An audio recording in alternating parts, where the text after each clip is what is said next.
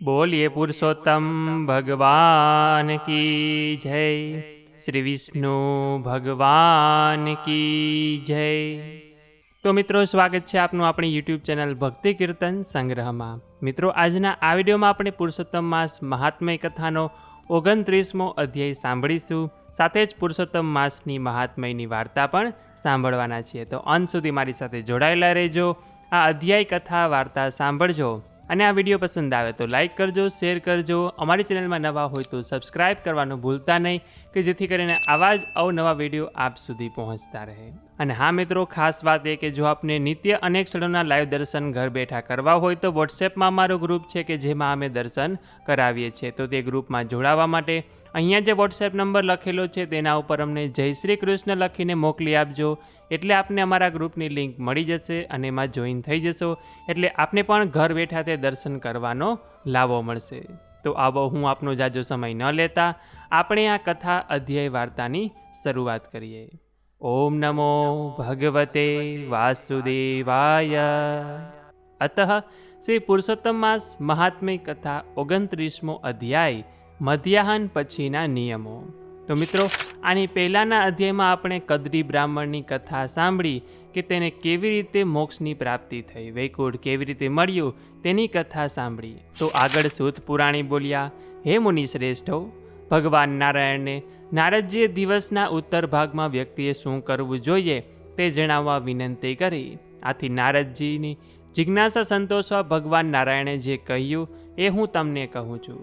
સવારે ધ્યાન પૂજા કર્યા પછી મધ્યાહને પંચ મહાયજ્ઞો કરવા, અન્નનું બલિદાન મૂકવું, મહેમાનને જમાડવા, કાગડા કૂતરા ગાયોને અન્નદાન કરવું, ઉપરાંત સંન્યાસી અને બ્રહ્મચારીને ભિક્ષા આપવી, પૂર્વ દિશાએ મોં રાખીને ભોજન કરવું, ભોજન કરતી વખતે કોઈની નિંદા કરવી નહીં, મન પ્રફુલ્લિત રાખવું, આસન પર બેસવું, યોગીએ 8 કોળિયા, વાનપ્રસ્થે 16 કોળિયા, ગૃહસ્થાશ્રમીએ 32 કોળિયા અને બ્રહ્મચારીએ જેટલું પીરસ્યું હોય તેટલું ભોજન લેવું, વાસી અને નિષેધ ખોરાક ખાવો નહીં, જમ્યા પછી કોગળા કરવા, જમ્યા પછી પાણી લઈને મંત્ર ભણી અંજલિ મૂકવી અને અગત્ય મુનિને યાદ કરવા શ્રી કૃષ્ણનું ધ્યાન ધરવું, સૂર્ય અસ્ત થવાની તૈયારી થાય ત્યારે નદીએ જઈને સ્નાન કરવું, ઘરે આવી હાથ પગ ધોઈ સાયં સંધ્યા કરવી, જે સંધ્યા નથી કરતો તે ગોવધનું પાપ વહોરે છે અને નરકમાં પડે છે, સંધ્યા કરતી વખતે ગાયત્રી મંત્ર બોલવો, દિશાઓના દેવતાઓને નમસ્કાર કરવા, સંધ્યા કાર્ય પછી થોડું જમવું અને પછી સૂઈ જવું, પોતાને ત્યાં પૂર્વ તરફ મોં રાખવું, સસરાને ત્યાં દક્ષિણ તરફ મોં રાખવું અને પ્રવાસમાં પશ્ચિમ તરફ મોં રાખીને સૂઈ જવું, ઉત્તર દિશાએ મોં રાખીને સૂવું અને સૂતી વેળાએ ભગવાન વિષ્ણુનું અને પંચ ઋષિઓનું ધ્યાન ધરવું, પહેલો અને છેલ્લો પ્રહર વેદાભ્યાસમાં, બાકીના 2 પ્રહર જ સૂઈ જવું, માંસ અને દારૂનો ત્યાગ કરવો, પરસ્ત્રી ગમન કરવું નહીં, બીજા ધર્મની નિંદા કરવી નહીં। આ બધા નિયમોનું પાલન કરનાર વ્યક્તિ સંસારમાં સુખ ભોગવી વૈકુંઠ લોકમાં પામે છે। તો આ રીતે શ્રી બ્રહ્મનારાયણ પુરાણના પુરુષોત્તમ મહાત્મયનો મધ્યાહન પછીના નિયમો નામનો 29મો અધ્યાય અહીં સંપૂર્ણ થાય છે। તો બોલીએ શ્રી પુરુષોત્તમ ભગવાન કી જય, શ્રી વિષ્ણુ ભગવાન કી જય, દ્વારિકાધીશ કી જય। તો મિત્રો, અત્યાર સુધી આપણે પુરુષોત્તમ માસ મહાત્મય કથાનો 29મો અધ્યાય સાંભળ્યો। આવો હવે આપણે પુરુષોત્તમ માસની વાર્તા સાંભળીએ કે જેમાંથી આજે આપણે ભાભી નણંદની કથા સાંભળીશું। એક નણંદ ખૂબ ગરીબ, એની ભાભી પૈસાદાર। ભાઈનું ભાભી પાસે કંઈ ઉપજે નહીં, ભાભીએ ભાભી કહે તેમ કરતા રહેવું પડે। ભાઈ ભાભી વચ્ચે સંપ, ભાઈ પાસે સંપત્તિ પણ તેઓ સંતાન વગરના। જ્યારે નણંદ પાસે ગરીબી અને 7 બાળકોનું લશ્કર। પોતાના બાળકોનું પોષણ કરવું બહુ કઠિન બનવાથી તે બિચારી પોતાના ભાઈ તરફની સહાયતાથી આશા રાખતી રહે, પણ તેની આશા આડે કાંટાની વાડ બનેલી ભાભી હતી। ભાભીની મરજી વગર બહેનને તથા ભાણોજોને ભાઈ સી રીતે સહાયતા કરે। ભાભી સંમતિ ન આપે ત્યાં સુધી ભાઈ ફૂટી બદામ સુધા કોઈને આપી ન શકે, એવી ભાઈના ધનવાન ઘરની હાલત। એકવાર એક વૃદ્ધ સંત ગામમાં આવી ચડ્યો। એ સંત ઘેર ઘેર નોતરું દેવા લાગ્યો। બધા ઘરે એણે નોતરું આપ્યું, પણ નિર્ધન નણંદને નોતરું ન આપ્યું। શ્રીમંત ભાભી ગામની બીજી મહિલાઓ સાથે ચોપટ કરતી પોતાના શ્રીમંતાઈનો દોરદમામ જમાવતી બેઠી હતી. તે ક્ષણે એક બાઈએ આવીને તેને સમાચાર આપ્યા કે સંતજીએ આખા ગામમાં ઘરે ઘરે ફરી નોતરું આપ્યું, પણ શ્રીમંત ભાભીની ગરીબ નણંદના ઘરે સામુય ન જોયું. શ્રીમંત ભાભી ખુશીથી બોલી, સંતજી જાણે તો ખરા ને કે પાપણીએ નોતરું દેવાનો કોઈ અર્થ નથી. એ બહુ અદેખી છે. મારી નિંદા તો પેટ ભરી ભરીને કરતી જ હશે. જો એણે પુણ્યદાન કે વ્રત વિધાન કર્યા હોય તો એના છોકરાને એ ભૂખે ટળવળતા જ સાના હોય. આ વાત ચાલતી હતી એટલામાં તો સંતજી ત્યાં આવી ઊભા રહ્યા. શ્રીમંત ભાભીએ મોં ઠાવકું રાખી સંતજીને પૂછ્યું, હે સંતજી, બધી બાઈઓને ઘરે જઈ તમે અધિક માસ પુરુષોત્તમ માસ કરવાનું નોતરું આપ્યું, પણ મારી નિર્ધન નણંદને બાકી કેમ રહેવા દીધી? સંતજીએ હસતા મોએ કહ્યું, હે શ્રીમંત ભાભી, તમારી નિર્ધન નણંદને હું સાનું નોતરું આપું? એણે તો મારા તરફના નોતરાની જોયા વિના ક્યારનો અધિક માસ પુરુષોત્તમ માસ સર્વધર્મ નિયમ પાડીને કરવાનો દ્રઢ સંકલ્પ લીધો છે. આ સાંભળી શ્રીમંત ભાભીનું મુખ ફીક્કું પડી ગયું. શ્રીમંત ભાભીના મનમાં નિર્ધન નણંદ તરફ દ્વેષ ઉત્પન્ન થયો. પવિત્ર પુરુષોત્તમ માસ આવીને ઊભો રહ્યો. ભાવિક સ્ત્રી પુરુષે વ્રત કરવા માંડ્યા. જેનાથી જે બની શક્યું તે દાન સુદ્ધા કરવા માંડ્યું. જ્યારે અધિક માસ પૂરો થયો ત્યારે શ્રીમંત ભાભીએ તેની ભવ્ય ઉજવણી કરવાનો નિર્ધાર કર્યો. બ્રાહ્મણોને તે જમાડવા જ પડે, પણ પોતાનો પ્રભાવ કેવળ બ્રાહ્મણે જમાડીએ થોડો વધવાનો હતો. શ્રીમંત ભાભીએ ગામમાં વાવા બોલાવવા ઘણા કુટુંબોને જમવાના નોતરા મોકલ્યા. કોઈએ એને પૂછ્યું કે હે શ્રીમંત ભાભી, તમે તમારી નિર્ધન નણંદને નોતરું મોકલ્યું કે? ભાભી ગંભીર બની બોલી, મારી ફરજ તો એમને નોતરું મોકલવાની છે. એને ઘર હું જાતે જ નોતરું આપવા જઈશ.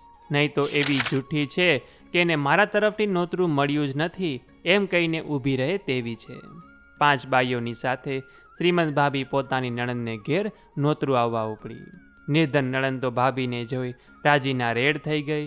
એના છોકરા પણ મામી મામી કરવા લાગ્યા. શ્રીમંત ભાભી 5 નાતીલીઓની હાજરીમાં નિર્ધન નણંદને કહેવા લાગી કે મને તારા પર ખૂબ જ વાલ છે મારી નણંદી. પછી ભાભીએ પોતાના ભાણા ભાણીને નજીક ખેંચીને કહ્યું કે મારા વાલા ભાણા ભાણી, હું તમને નજરે જોઉં છું ત્યારે મારી આંખો ઠરે છે. પછી નણંદ અને ભાણા ભાણી સામે જોઈ કહેવા લાગી, કોઈની પણ શીખવણી પ્રમાણે ચાલતા નહીં. મારે ત્યાં તમારે ત્યાં વિના ચાલે તેમ નથી. તમે જરૂર આવજો. તમે નહીં આવો તો મારું દિલ બળી જશે. નિર્ધન નણંદ બોલી, ભાભી, અમે બધા જરૂર આવશું.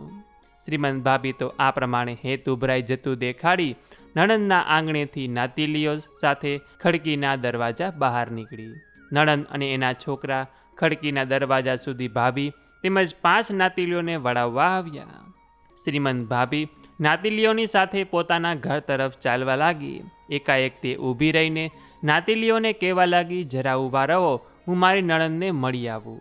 પછી પાછી વળીને ભાભી તો ખંડમાં દાખલ થઈ. પોતાના નણંદ તથા ભાણા ભાણી ઊભા હતા. ત્યાં આવી બોલી, અરે હા બહેન, હું તમને તેડવા આવીશ. હું જાતે તમને તેડવા ન આવું ત્યાં સુધી તમે અહીં જ રોકાજો. મારી વાટ જોતા રહેજો. બસ આટલું કહેતી શ્રીમંતી ભાભી નણંદના ઘર આંગણેથી સડસડાટ ઉતરતી ફળિયું પસાર કરતી ખડકીના દરવાજામાંથી બહાર નીકળી. નિર્ધન નણંદના ઘરમાં 7 છોકરા લાડુ લાડુ કરતા ઘૂમવા લાગ્યા. બપોરનું રાંધેલું દાળ રોટલાનું ભોજન એમનું એમ પડી રહ્યું, કેમ કે 7 છોકરાઓએ રોટલા ખાવાની સાફ ના પાડી. છોકરાઓ એમ પણ બોલ્યા કે મામાના ઘરના લાડવા મૂકી આપણા ઘરના ઘી વગરના રોટલા સારું ખાઈએ. જો રોટલા ખાશું તો સાંજે મામાને ત્યાં શું ખાશું? ઘડી વીતવા માંડી. સાંજ પડી પણ મામી આવી કે ન મામો આવ્યો. છોકરાઓ લાડુ લાડુ રડતા સૂઈ ગયા. છોકરાઓની માના દિલમાં એમ થયું કે સવારમાં ઉઠતા વેત છોકરાઓ લાડુ માગવાના જ. વળી એ વાત પડોશમાં ફેલાશે તો મારા ભાભી અને ભાઈની ખૂબ નિંદા થશે. ભાઈ ભાવે નિંદા થવા ન પામે અને છોકરાઓને લાડુ મળી રહે એ માટે શું કરવું? ચૂપચાપ ભાઈ ભાભીના ભવ્ય રસોડામાં જઈ થોડા લાડુ ચોરી લાવવા. બ્રાહ્મણ નારી ચોરીનો વિચાર આવતા કંપી ઉઠી. તેના મનમાં વિચારોની દોડધામ શરૂ થઈ. આખરે તે સાવ ફાટેલા લુગડા પહેરી બહાર નીકળી. મહાલયની બહાર એક ખૂણામાં કેટલાક કેળના પાન પડ્યા પડી રહ્યા હતા. ભિખારણ દેખાતી શ્રીમંત ભાભીની નિર્ધન નણંદે ત્યાં કેળપત્ર ઉચકવા ને ક્યાં ન ઉચકવા તે જ તેને સમજાતું નહોતું. કેમ કે લગભગ બધા પાનમાં અડધો પોણો લાડુ પડી રહેલો દેખાતો હતો. એ જ ક્ષણે ઓચિંતા તેને સંતના દર્શન થયા. સંતના હાથમાં થોડા પતરાળા હતા, તેમાં પણ લાડુ હતા. સંતે ધનવાન ભોજાઈની નણંદને કહ્યું, અરે બાઈ, તારે એઠવાડ જ જોઈતો હોય તો આ પતરાળા ઉચકી લે. નિર્ધન નણંદે સંતે મૂકેલા કેળના પાન ઉચકી પોતાના ગૃહે જવા માંડ્યું. આ પાન જાણે પાતળી ધાતુના હોય તેવું નણંદને જાણવા લાગ્યું. તેણે પાન તરફ તાકીને જોયું, પણ રંગ લીલો જ લીલો. તેણે પોતાના ઘરમાં દાખલ થયા પછી કેળના પાનમાં જે લાડુ હતા તે લાડુ થાળીમાં ગોઠવી દીધા. પછી મોડી રાતે નિર્ધન બ્રાહ્મણીએ પોતાના બાળકોને તથા પતિને જગાડીને કહ્યું કે મારા ભાઈ ભોજાઈને ત્યાંથી લાડુ આવ્યા છે, તમે સૌ બેઠા થાવ ને પેટ પૂરતું જમી સૂઈ જાઓ તો સારું. પણ ઊંઘતા બાળકોને જગાડવાની તેને ના કહી. સહજ જાગૃત થયેલા બાળકોને નિર્ધન નારીએ પુનઃ સુવડાવી દીધા. પતિ પણ અર્ધઊંઘમાં હતો, તેને પણ નિર્ધન નારીએ પુનઃ સુવડાવી દીધો. નિર્ધન નારીએ કેળના પાન પોતાના ઘરના વાડામાં જ એક ખૂણે મૂક્યા હતા. સવારમાં જાગૃત થઈ નાવા ધોવા વાડામાં ગઈ. તે ઘડીએ ઉગતા સૂરજના કિરણોમાં કેળના પાનને ચમકતા જોઈ તે નવાઈ પામી. તેણે પોતાના પતિને હાંક પાડી બોલાવ્યો. પતિ ઘરમાંથી વાડામાં ગયો. નિર્ધન નારીએ કેળના ઝગમગતા પાન તરફ પતિનું લક્ષ્ય ખેંચ્યું. પતિએ તે પાન તપાસીને કહ્યું કે આ પાન સોનાના છે. બ્રાહ્મણની પત્ની કે જે નિર્ધન નણંદને નામે ગામમાં જાણતી હતી, તેણે પોતાના પતિની સલાહ પૂછી. બ્રાહ્મણે પોતાની પત્નીને કહ્યું કે આ સુવર્ણ પાન તને જેના ઘરમાંથી મળ્યા હોય તેને તારે પાછા આપી દેવા જોઈએ, કેમ કે આ સુવર્ણ પાન પર આપણો નહીં પણ જેના હોય એનો હક છે. બ્રાહ્મણ પત્ની ઊભી થઈ એક પતરું કપડામાં વીંટી પોતાના ભાઈ પાસે ગઈ. ભાભી પોતાની નણંદને જોતાવે ચોકી. પોતાનો પતિ એની બહેનને કાંઈ પણ પૂછે એ કહેવા લાગી, કેમ બહેનબા, ગઈ સાંજે બધા નાતીઓની જોડે તમે તમારા છોકરા ખૂબ જ ઝાપટી ગયા, છતાં આજે ફરી કેમ આવ્યા? શું હજી તમારે લાડવા જોઈએ છે? નિર્ધન બ્રાહ્મણીએ પોતાના ભાઈને પોતાની સાથે ઘેર આવવા અરજ ગુજારી. ભાઈ પોતાની બહેન સાથે બહાર નીકળ્યો. રસ્તામાં જ પોતાના ભાઈને બની ગયેલી બધી ચમત્કાર કથા કહી સંભળાવી. ભાઈ, તમે મારે ઘેર આવો. મારા હાથમાં આવેલા પતરા મને તમારે ત્યાંથી જ મળ્યા છે, એટલે એ બધા તમારા જ લેખાય. એવામાં સંત પ્રગટ થયા. સંતે કહ્યું, હે પુરુષોત્તમ માસના વ્રત નિધાન કરનારી સન્નારી, તને જે કંઈ મળ્યું છે તે બધું મેં જ આપ્યું છે. સોનાના પતરા પર કોઈનોય હક નથી, તારો જ હક છે. સંતવાણી સાંભળી ભાઈએ બહેનને કહ્યું, બહેન, સંતવાણી સાંભળીને તને જે કંઈ મળ્યું છે તે ભગવાન પુરુષોત્તમે જ આપ્યું છે. એ બધું તારી પ્રામાણિકતાનું ફળ છે, તારી ધર્મ ભાવનાનું ફળ છે, પુરુષોત્તમ માસના વ્રત વિધિ કરવાનું ફળ છે. નિર્મળા નણંદ પોતાના ભાઈ ભોળાનાથ તથા ભદ્રા ભાભીને પોતે જોતે પોતાને ત્યાં તેડી ગઈ. નિર્મળાના વરે પોતાના શ્રીમંત શાળા ભોળાનાથનો તેમજ શાળાની પત્ની ભદ્રાવતીનો ખૂબ જ સત્કાર કર્યો. બધા જમી રહ્યા, પણ નિર્મળા નણંદે પોતાની ભદ્રા ભાભીને જમવા જ ન બેસાડી. ભોળાનાથ ભાઈએ તો પોતાના બનેવી નારાયણ શંકર સાથે ક્યારનું ભોજન કરી લીધું. છેલ્લે નણંદ ભોજાઈએ પણ જમી લીધું. નણંદને જ્યારે પોતાની ભેટે ખર્ચ કરવા જેટલી શક્તિમાન થયેલી જોઈ ત્યારે ભાભીએ એની સામે સ્મિત કરીને પૂછ્યું કે નણંદમાં, મારા ઘરમાં બાળ ગોપાળ રમતા થાય એનો સાચો ઉપાય દેખાડશો? નણંદે કહ્યું કે આ વર્ષનો પુરુષોત્તમ માસ વહી ગયો. હવે 3 વર્ષે જે અધિક માસ આવે ત્યારે પુણ્યદત્ત પુરુષોત્તમ માસની પુણ્ય કથાઓ સાંભળજો, વાંચજો, વ્રત વિધિ કરજો. જો પવિત્ર પુરુષોત્તમ પ્રભુએ અમારી દયામણી હાલત સુધારી છે, તે જ પુરુષોત્તમ પ્રભુ તમને જરૂર સંતાનવત બનાવશે. 3 વર્ષે પુરુષોત્તમ માસની પધરામણી થઈ. નણંદની સૂચના પ્રમાણે ભદ્રા ભાભીએ સાચા હૃદયથી વ્રત કર્યા. વિદ્વાન બ્રાહ્મણોને કોઈ ન જાણે એ રીતે નાણાંને દાણા પહોંચાડ્યા. ભિક્ષુકના ભિક્ષા પાત્રોને છલકાવ્યા. પડોશમાં પ્રેમ પ્રગટાવ્યા.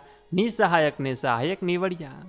બીજા 3 વર્ષ વીતી ગયા અને એ સમય દરમિયાન ભદ્રા ભાભી એક પુત્ર અને પુત્રી જનેતાના માતા બન્યા.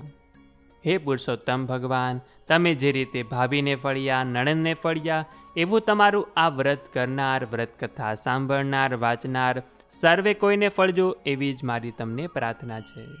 તો બોલીએ શ્રી પુરુષોત્તમ ભગવાન કી જય, શ્રી વિષ્ણુ ભગવાન કી જય, શ્રી દ્વારિકાધીશ કી જય. તો મિત્રો, આજના આ વિડીયોમાં આપણે પુરુષોત્તમ માસ મહાત્મય કથાનો 29મો અધ્યાય સાંભળ્યો. સાથે જ ભાભી નણંદની વાર્તા પણ સાંભળી કે જેથી કરીને આપને સમજાઈ ગયું હશે કે પુરુષોત્તમ માસનું વ્રત કરીએ તો તેનું શું ફળની પ્રાપ્તિ થાય. તો આ વિડીયો પસંદ આવ્યો હોય તો તમારા મિત્રોને મોકલજો. અમારી ચેનલમાં નવા હોય તો સબસ્ક્રાઈબ કરવાનું ભૂલતા નહીં કે જેથી કરીને આવા જ અવનવા વિડીયો આપ સૌ લોકોને મળતા રહે. તો આ સાથે હવે મને રજા આપો. મળીશું ફરીથી એક નવા વિડીયોમાં. ત્યાં સુધી આપ સૌ લોકોને અમારી ચેનલના જય શ્રી કૃષ્ણ. ધન્યવાદ. મારી સાથે કથા, અધ્યાય, વાર્તા સાંભળવા બદલ આપ સૌ ભક્તોનો ખૂબ ખૂબ આભાર.